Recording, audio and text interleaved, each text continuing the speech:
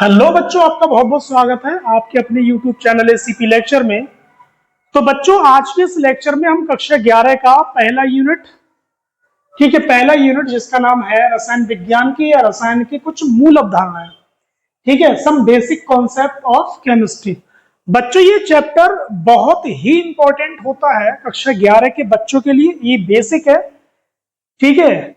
कक्षा 11 में कुछ यूनिट्स बहुत ही इंपॉर्टेंट होती है जिनको पढ़ना कक्षा 11 के लिए बहुत महत्वपूर्ण होता है। वो एक तरीके से केमिस्ट्री की बुनियाद होती है, ठीक है।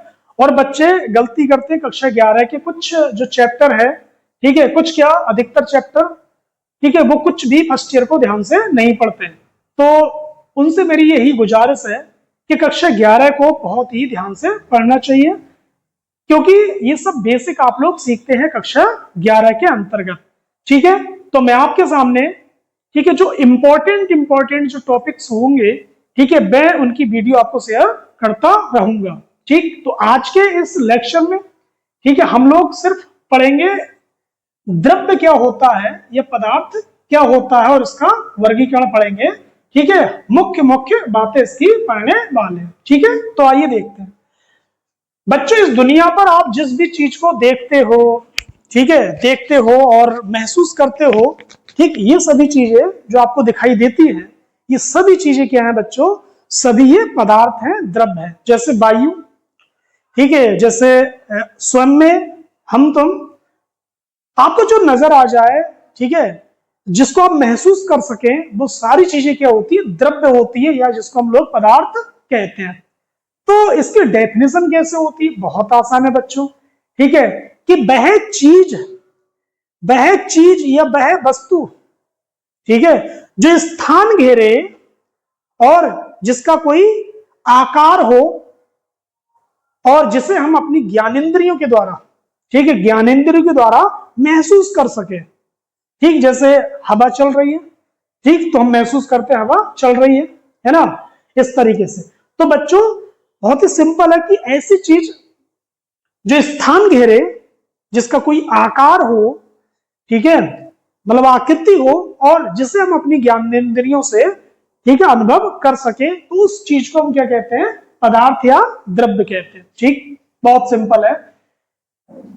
वह वस्तु जो स्थान घेरे, जिसका कोई आकार हो, आकृति हो, ठीक है, और जिसे हम अपनी ज्ञानेंद्रियों से महसूस करते हैं, तो उसे हम क्या कहते हैं बच्चों? पदार्थ कहते हैं, ठीक। तो आप कॉपी कर ले, इसलिए मैं, ठीक है, द्रव्य क्या होता है उसकी डेफिनेशन को मैं आपके सामने लिखता हूं। क्या लिखेंगे? देखिए, बहुत आसान है ना। प्रत्येक वह चीज है ना, चीज को हम क्या बोलेंगे? वस्तु। प्रत्येक वह वस्तु जिसकी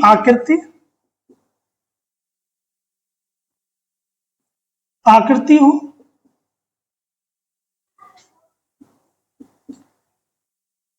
हो, कॉमा आयतन हो, तथा हम उसे अपनी ज्ञानेंद्रियों से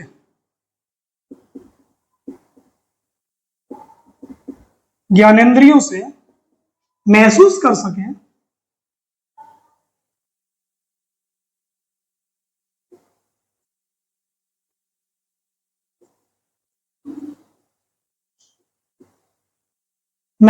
सकें,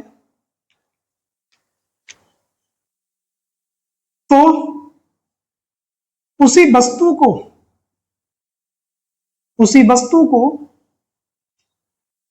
द्रव्य कहते हैं।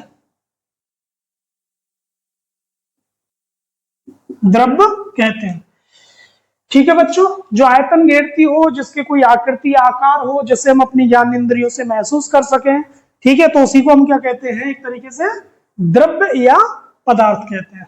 अब बच्चों एक बात बताइए, प्रत्येक चीज छोटे छोटे कणों से मिलकर बनी होती है, ठीक है। कोई भी वस्तु होती है, ठीक है, कोई भी जो वस्तु होती है वो छोटे छोटे कणों से मिलकर बनी होती है। तो बच्चों ये जो पदार्थ है वो छोटे छोटे कणों से मिलकर बना होगा, ठीक है, इसलिए हम इसको क्या बोलेंगे, इसकी जो प्रकृति है तो यहां लिख देंगे, ठीक है, कि द्रव्य की प्रकृति कैसी होती है, कणीय होती है, ठीक है, तो यहां लिख देंगे, खास बात है, द्रव्य की प्रकृति कणीय होती है, ठीक है। कुछ एग्जाम्पल की बात करते हैं बच्चों, जो तुम्हें नजर आ जाए, ठीक है, जिस चीज को आप यहां पर लिख देंगे वो हर चीज इसका एग्जाम्पल बन जाएगी। जैसे मैंने, ठीक है, मैंने कलम लिख दिया, ठीक है, मैंने ऑक्सीजन लिख दिया, ठीक है, कुछ भी, मैंने मेज को लिख दिया आदि, जो आपके समझ में आए, है ना, वो यहां पर सब क्या है, एग्जाम्पल है ना। तो आपने देखा कि भैया पदार्थ क्या होता है, द्रव्य क्या होता है ना, जो जिसकी आकृति हो और जिसका आयतन हो, ठीक है, कुछ स्थान घेरती हो, ठीक है, तो उस वस्तु क्या बोलते हैं हम लोग, द्रव्य या पदार्थ कहते हैं। अब हम लोग बढ़ते हैं इसके, ठीक है, वर्गीकरण की तरफ, इसका वर्गीकरण। तो बच्चों वर्गीकरण को थोड़ा ध्यान में रखते हुए, ठीक है, और आइए हम लोग आगे बढ़ते हैं, वर्गीकरण कैसे होता है, ठीक है। तो बच्चों जो पदार्थ होता है ना, इसका वर्गीकरण आप दो प्रकार से कर सकते हैं। एक हम बोलेंगे भौतिक वर्गीकरण और दूसरा हम लोग बोलेंगे रासायनिक वर्गीकरण। ठीक, देखिए जरा ध्यान से। तो यहां मैंने हेडिंग डाल दिया है द्रव्य का वर्गीकरण, द्रव्य का वर्गीकरण, ठीक है। करते हैं द्रव्य का वर्गीकरण, ठीक है। आपका जो हेडिंग होगा वो होगा द्रव्य का वर्गीकरण, classification of matter, classification of matter, ठीक है। तो मैंने इधर लिख दिया द्रव्य, है ना, मतलब द्रव्य का वर्गीकरण या पदार्थ का वर्गीकरण बच्चों, ठीक है। मैंने अभी बताया आपको द्रव्य का वर्गीकरण हम लोग दो प्रकार से करते हैं बच्चों, ठीक है। कौन कौन सा देखिए, एक होता है बच्चों भौतिक वर्गीकरण, एक होता है बच्चों भौतिक वर्गीकरण, फिजिकल क्लासिफिकेशन, भौतिक वर्गीकरण, ठीक है, इसको बोलेंगे फिजिकल, फिजिकल क्लासिफिकेशन, ठीक है बच्चों। और दूसरा वर्गीकरण करेंगे इसका रासायनिक, है ना, क्योंकि पदार्थ की दो ही विशेषताएं होती हैं, एक भौतिक और एक रासायनिक, ठीक है। इसी आधार पर इसको दो प्रकार से वर्गीकृत कर रहे हैं यहाँ पे। दूसरा होता है आपका रासायनिक, रासायनिक वर्गीकरण, ठीक है, केमिकल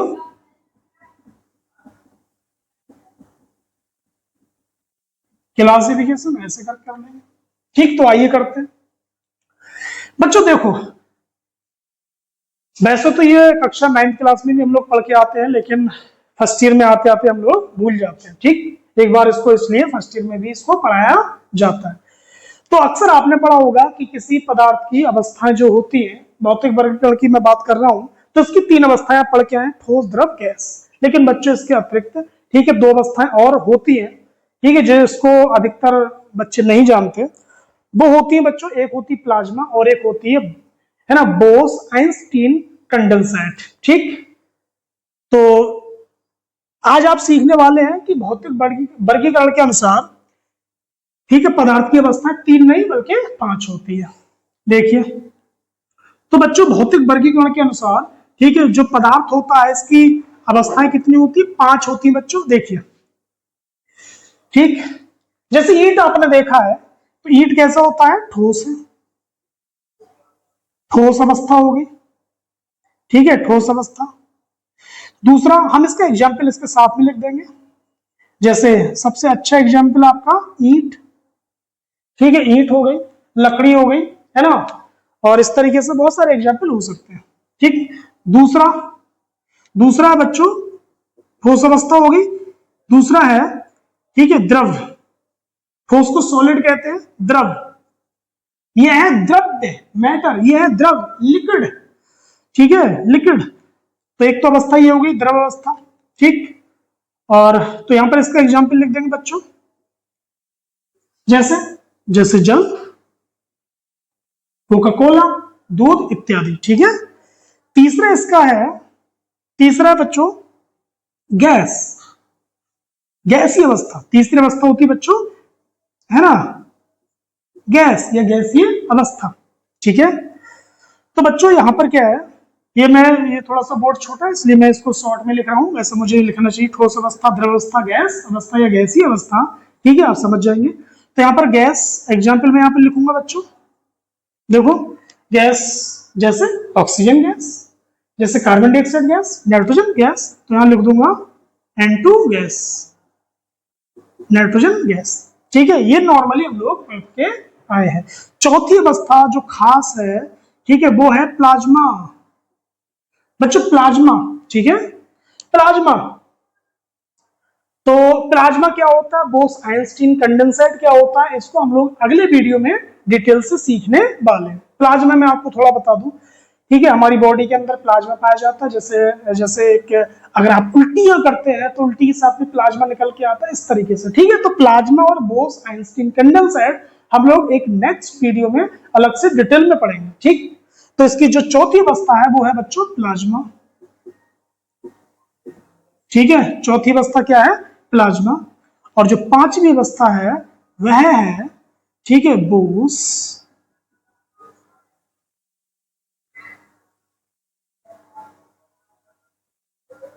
आइंस्टीन, ठीक है, आइंस्टीन कंडेंसेट।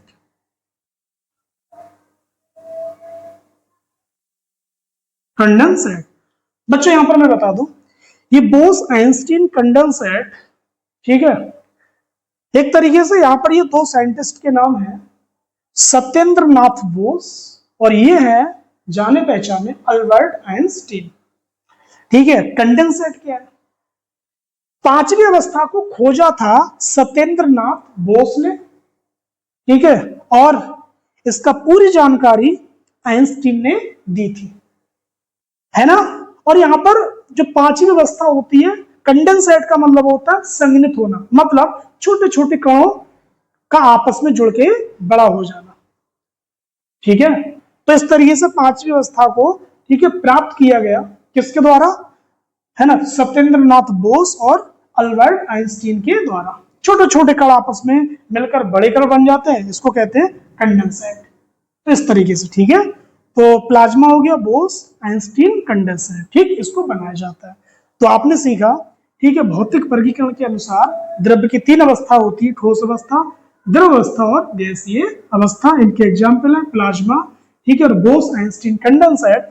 इनका इनका हम लोग अध्ययन इसलिए नहीं करते, है ना, केमिस्ट्री में अध्ययन इसलिए ज्यादा नहीं किया जाता क्योंकि, ठीक, क्योंकि इनको साधारण ताप पर नहीं देखा जा सकता। ठीक है बच्चों, तो आप इससे, ठीक है, आपने ये सीखा भौतिक वर्गीकरण। दूसरा हम लोग सीखने वाले हैं, ठीक है, रासायनिक वर्गीकरण। अब बच्चों ये देखिए, पदार्थ ना दो प्रकार के होते हैं। ठीक है, पदार्थ दो प्रकार के होते हैं, जैसे आपके पास में चीनी है, चीनी है तो वो शुद्ध है, चीनी को जल में मिला दो, ठीक है, तो वो मिश्रण बन जाएगा, तो वो क्या बन जाएगा, मिश्रण बन जाएगा। ठीक है, तो पदार्थ बच्चों दो प्रकार के होते हैं। ठीक है, दो प्रकार के होते हैं। एक को हम नाम देंगे शुद्ध पदार्थ। क्या नाम देंगे बच्चों, शुद्ध पदार्थ। ठीक है, प्योर सब्सटेंस, शुद्ध पदार्थ बच्चों। ठीक है, और जब ये शुद्ध है तो दूसरों को हम अशुद्ध बोल सकते हैं या मिश्रण कह सकते हैं। सबसे अच्छा रहेगा बच्चों मिश्रण। ठीक है, मिश्रण कह दो या फिर कह दो अशुद्ध पदार्थ, अशुद्ध पदार्थ। बच्चों शुद्ध पदार्थ क्यों और उसको अशुद्ध पदार्थ क्यों, बता दे, थोड़ी थोड़ी जानकारी भी दे देते हैं। ये जो पदार्थ होता है ना, इसका जो संगठन है वो निश्चित और स्थिर होता है, निश्चित और स्थिर होता है। लेकिन इसका जो है ना, जो संगठन होता है वो, है ना, निश्चित और स्थिर नहीं होता। ठीक है, कोई शरबत मीठा पीता तो कोई हल्का फीका पीता है, इसलिए, है ना, तो मन चाहे आप उसमें चीनी वगैरह इत्यादि मिला सकते हो। यहाँ पर इसका जो संगठन होता है, जो रासायनिक संगठन होता है, ठीक है बच्चों, वो निश्चित और साथ साथ में स्थिर होता है, कोई बदलाव नहीं, कुछ नहीं। ठीक, इसलिए इसको शुद्ध पदार्थ कहते हैं, उसको अशुद्ध पदार्थ कहते हैं। अब बच्चों शुद्ध पदार्थ को बांटा गया, शुद्ध पदार्थ को बेटा बांटा गया, ठीक है, दो भागों में बांटा गया है। शुद्ध पदार्थ के अंतर्गत आते हैं, ठीक है, दो पदार्थ। कौन कौन से बच्चों? देखिए, एक आता है तत्व, ठीक है, तत्व जिसको एलिमेंट कहते हैं, और एक आता है यौगिक, ठीक है, यौगिक। यौगिक यौगिक को एलिमेंट कहते हैं, सॉरी, तत्व को एलिमेंट कहते हैं और यौगिक को कंपाउंड कहते हैं। अब बच्चों देखिए, जो आप तत्वों का वर्गीकरण चैप्टर आप, ठीक है, पढ़ेंगे या किसी ने पढ़ लिया होगा, तो उसमें 118 तत्व है ना, हाइड्रोजन, सोडियम, पोटेशियम इत्यादि। तो वो सब क्या होते हैं बच्चों? तत्व होते हैं। वो सब क्या? तत्व, और प्योर हैं, शुद्ध हैं, ठीक है। तो बच्चों लेकिन आपने ये भी पढ़ा है ना? नहीं पढ़ा तो मैं आपको बताता हूं। जो तत्व होते हैं ना, वो तीन प्रकार के होते हैं। एक होता है धातु, एक होता है अधातु, और एक होता है बच्चों उपधातु, ठीक है। तो तत्व कितने प्रकार के? तीन प्रकार के हैं बच्चों, ठीक है। एक होता है धातु, है ना बच्चों, और एक होता है अधातु, नॉन मेटल जिसको कहते हैं, और एक होता है, ठीक है, उपधातु। उपधातु, इसको मेटल बोलेंगे, इसको नॉन मेटल बोलेंगे, इसको मेटलॉइड कहते हैं, ठीक है बच्चों। तो टोटल एलिमेंट की संख्या 118 होती है, ठीक है, 118 होती है बच्चों। तो इसमें जो 118 तत्व हैं, उनमें तीन प्रकार के तत्व हैं, धातु, अधातु और उपधातु। जैसे एग्जांपल, लोहा हर इंसान जानता है बच्चों, लोहा, लोहा, ठीक है, ये धातु है।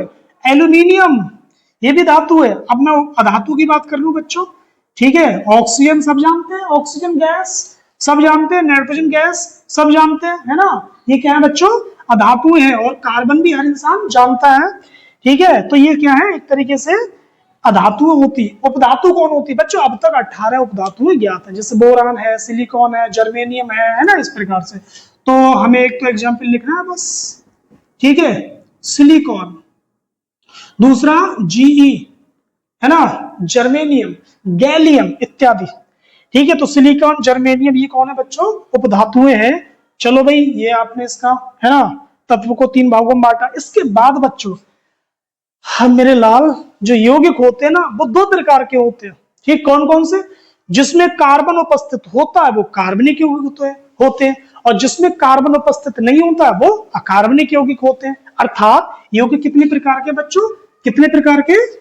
ठीक है। अभी आपने बोला सर जी यौगिक कितने प्रकार के होते हैं? दो प्रकार के। एक होता है कार्बनिक यौगिक, है ना, कार्बनिक यौगिक, अरे भैया कार्बनिक यौगिक हो गया, है ना। ऑर्गेनिक कंपाउंड कहते हैं, ऑर्गेनिक कंपाउंड। तो बच्चों आपको, ठीक है, 10th क्लास का आपको बहुत अच्छे से पता है, शराब, है ना, शराब में पाया जाता है एथिल अल्कोहल। तो इसमें बच्चों सी आपको दिखाई दे रहा है, मेथेन गैस, मेथेन गैस, है ना, इसमें भी आपको सी दिखाई दे रहा है। तो बच्चों यदि आपको अपवाद को छोड़कर, कुछ अपवाद भी होते हैं, ठीक है, तो अपवाद को छोड़कर, है ना, जिसमें कार्बन आपको दिखाई दे जाए उनको क्या बोलेंगे? कार्बनिक यौगिक। और जिनमें कार्बन दिखाई ना दे तो उनको कहते हैं अकार्बनिक यौगिक। इन ऑर्गेनिक कंपाउंड, अकार्बनिक यौगिक, ठीक है। बहुत अच्छा एग्जाम्पल है। आपके घर पे नमक है, आप नमक खूब खाते हो, ठीक है, ज्यादा नमक नुकसान भी देता है। तो नमक, नमक का सूत्र क्या होता है बच्चों? NaCl, sodium chloride, sodium chloride हो गया, है ना, पोटेशियम क्लोराइड हो गया इत्यादि। तो जिसमें कार्बन अपसेंट रहे, अपवाद को छोड़कर, ठीक है, अपवाद को छोड़कर जिसमें कार्बन अपसेंट रहे तो उसे क्या बोलेंगे? अकार्बनिक यौगिक, ठीक है। तो इसके अलावा हम लोग आगे बढ़ते हैं। मिश्रण क्या होता है? मिश्रण, ठीक है बच्चों, मिश्रण। बच्चों देखिए, अगर आप नमक को जल में घोलेंगे, नमक को जल में घोलेंगे, ठीक है, ये आपके पास में क्या है बच्चों? गिलास है, ठीक है। नमक मत घोलो, सबको शरबत अच्छा लगता है तो इसमें चीनी घोलते हैं। आपने बच्चों इसमें क्या डाल दिया? चीनी डाल दिया, ठीक है। ये बर्तन आपके पास में ये है, चीनी को बहुत अच्छे तरीके से आपने घोल डाला, ठीक, क्या बन गया बच्चों? शरबत बन गया। क्या बन गया? शरबत। लेकिन कैसा? मीठा। हम लोग शरबत को क्या कहते हैं? मिश्रण कहते हैं। क्या कहते हैं बच्चों? मिश्रण कहते हैं, ठीक है, मिश्रण। नमक को घोलते तो नमकीन शरबत बन जाता। एक बर्तन और लेते हैं, ठीक है, एक बर्तन और लेते हैं, ये ले लिया मैंने एक बर्तन और इसमें हमने घोल लिया है बच्चों, ठीक है, मिट्टी घोल दी है। क्या घोल दी बच्चों? मिट्टी घोल दी। ठीक है, मिट्टी घोल दी। ठीक है, मिट्टी घोल दी है। और यहां पर भी क्या बन गया बच्चों? मिश्रण बना है। ठीक है, ये बर्तन आपका बी है, बर्तन बी है। तो बच्चों यहां पर ध्यान दो, आप इनको बहुत समय तक अगर रखे रहने देंगे, ठीक, तो कभी भी चीनी जो है ना वो नीचे तली पर नहीं बैठ सकती है। जितना मीठा ऊपर शरबत होगा उतना ही मीठा नीचे शरबत होगा, इस कोने पर उतना ही मीठा होगा, इस कोने पर उतना ही मीठा होगा। कहने का तात्पर्य यह है कि इसके प्रत्येक बूंद का जो संगठन है वो समान होगा, है ना। जितनी चीनी के कण यहाँ पे होंगे इस कोने पर, उतनी चीनी हर जगह, ठीक है, इसका संगठन कैसा होगा? बराबर होगा। मात्रा कैसी होगी? हर जगह बराबर होगी। तो ऐसे मिश्रण को हम नाम देंगे समांगी। क्या नाम देंगे? समांगी। क्या नाम देंगे बच्चों? समांगी, होमोजीनियस मिश्रण, मिक्सचर। ठीक है, अब इधर देखिए, आपने मिट्टी को घोल तो लिया, घुल गई थोड़ी देर के लिए, लेकिन आप जब देखेंगे कुछ समय जब बीत जाएगा, कुछ समय जब बीत जाएगा तो मिट्टी के कण नीचे ज्यादा और ऊपर कम हो जाएंगे। ठीक है, लगातार ग्रेविटी के कारण सारे कण क्या होंगे? नीचे बैठते चले जाएंगे। ठीक है, तो इस प्रकार से तो सारे मिट्टी के कण क्या है? नीचे बैठते चले जाएंगे। लेकिन उस समय जब आपने इसको घोला था, ठीक है, जब घोला था तो क्या था? ठीक है, तो ऊपर मिट्टी के कण, ठीक है, और नीचे मिट्टी के कण में बहुत कम अंतर था। ठीक है, इस प्रकार से तो यहाँ पर क्या है? मिट्टी के कण लगातार नीचे बैठते चले जाएंगे और इस मिश्रण को हम लोग क्या बोलेंगे? फिर मिश्रण तो बना, लेकिन कैसा? ये बिस्मांगी है। कैसा? ये बिस्मांगी मिश्रण है। क्यों? क्योंकि क्योंकि क्योंकि मिट्टी के कण ऊपर लगातार कम होते जा रहे हैं, तो कम होंगे, नीचे ज्यादा बढ़ते चले जाएंगे, तो यहां पर इस मिश्रण के प्रत्येक जगह का संगठन बराबर नहीं होगा, अलग अलग होगा। ठीक है, ये एग्जाम्पल समझ नहीं आता। ठीक है, तो दूसरा एग्जाम्पल, आपके पास में चीनी है, ठीक है, जो कि एक तरीके से चीनी है। अगर चीनी को मैं नमक में मिला दूं, ठीक है, चीनी को यदि मैं नमक में मिला दूंगा, ठीक है, तो कहीं चीनी ज्यादा हो सकती है तो कहीं नमक ज्यादा हो सकता है। ठीक है, इस प्रकार से तो वो भी मिश्रण क्या कहलाएगा? वो भी क्या कहलाएगा? बिस्मांगी मिश्रण कहलाएगा। तो आपने देखा जो एक तरीके से मिश्रण होता है उसको दो भागों में बांटा गया बच्चों। ठीक है, दो भागों में बांटा गया। एक को नाम दिया हमने समांगी मिश्रण, ऐसा मिश्रण है ना जिसके प्रत्येक स्थान पर संगठन कैसा हो? समान हो विलय पदार्थ का।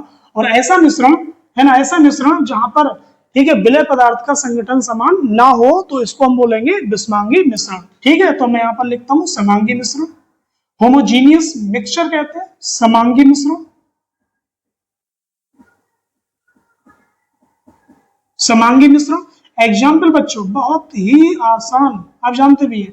ठीक है, नमक, चलो नमक ले लो, नमक प्लस जल का मिश्रण। ठीक है, दूसरा बिस्मांगी मिश्रण, बिस्मांगी मिश्रण। बच्चों एग्जाम्पल लेते हैं। ठीक है, नमक प्लस चीनी, तेल प्लस जल, ये सभी क्या है? एक तरीके से बिस्मांगी मिश्रण है। तो उम्मीद करते हैं आज का, ठीक है, कक्षा 11 का रसायन की कुछ मूल अवधारणाएं में टॉपिक आपने पढ़ा। द्रव्य क्या होता है? What is matter, classification of matter, ये आपने दो टॉपिक आपने पढ़े। ठीक है, तो आप इसका